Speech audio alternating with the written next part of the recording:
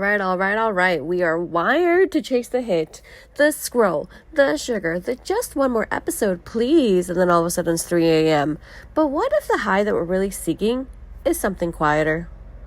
Now, today we're talking about shifting from dopamine-driven habits to deep-grounded rituals that reconnect us to presence, peace, and actually the real word, which is alignment. So we've been conditioned, as we already know, to get those quick hits of dopamine. That feel-good neurochemical that spikes when we get the likes, when we check our phone, when we eat something sweet. But those highs are often short-lived. And, it leaves us a little bit emptier than before. Now, the alternative to this isn't boring. It's beautiful.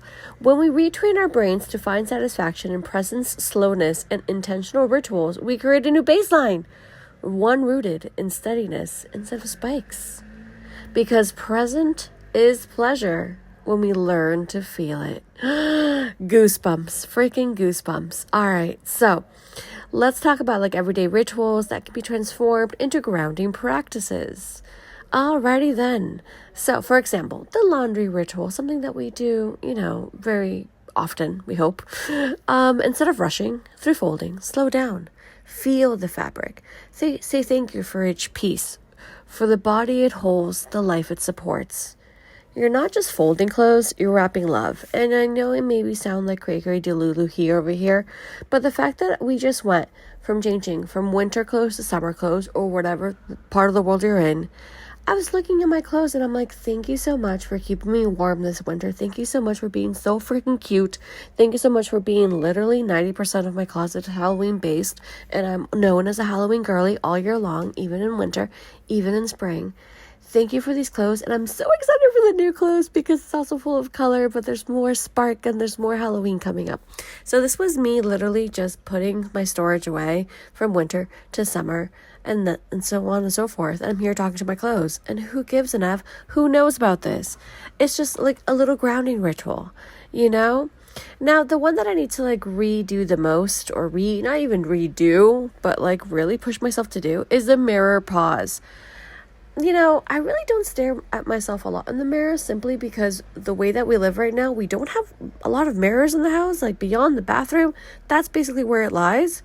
And I need to find a way to do this because it's so flipping important to look at yourself and say, hey, you, while you're looking at yourself, I'm proud of you for showing up. I also think I should do this while I'm brushing my teeth, but then I'm just bolting out of there really fast because I'm uncomfortable looking at myself. So once again, you think it's just you, baby? No, this is the whole damn world. So we get it.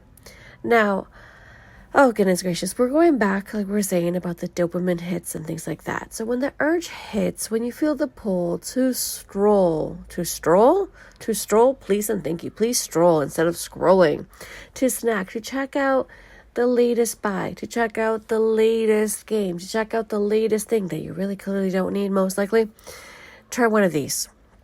The 5 deep breaths with hands over heart and belly. Cold water on the face. I mean, cold showers are it. My goodness gracious. The number one thing that I always try to do is step outside and find one beautiful thing and name it. Just one beautiful thing that lights up your day that you're right here, right now. What do I have in front of me that just makes me smile from freaking ear to ear? That one. And repeat, a grounding phrase. I am here. This moment is enough. I am here. I am enough. I love where I'm at. This is where I'm supposed to be. This is it. This moment is mine. I am present in this moment. Now, there are interruptions to pattern, and these are little gentle detours back to yourself. And once again, we know the magic behind this. Your brain can't tell the difference between a big dopamine hit and a tiny little dopamine hit. But when you repeat these little rituals with intention, your brain learns to find pleasure in them. These moments activate. Now, I'm going to read this part, to be honest, because I know this, but me and my reading or my vocabulary. Parasympathetic nervous system. In other words, my loves, your rest repair, and receive mode. They teach your body that peace is safe. Boom, mic drop. Ooh, that peace is safe.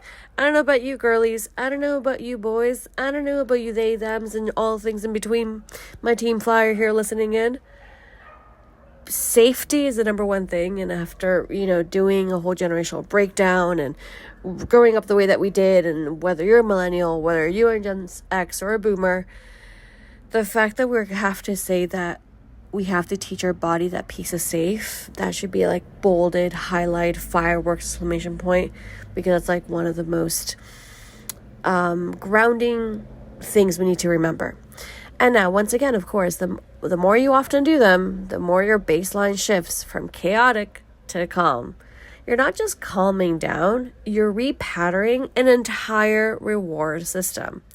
So yeah, take it one everyday task at a time. We slow down. We add one breath, one thank you, and one moment of reverence.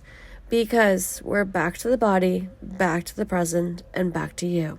It isn't about perfection, remember. It's about coming back again and again to you. Now, of course, let presence be your new pleasure. Let peace be your new power. Let me know how you're doing it. Let me know what you're bringing into your new reality. Hug tighter, love stronger, always believe. You know where we're at. Thanks so much for listening and watching. Bye.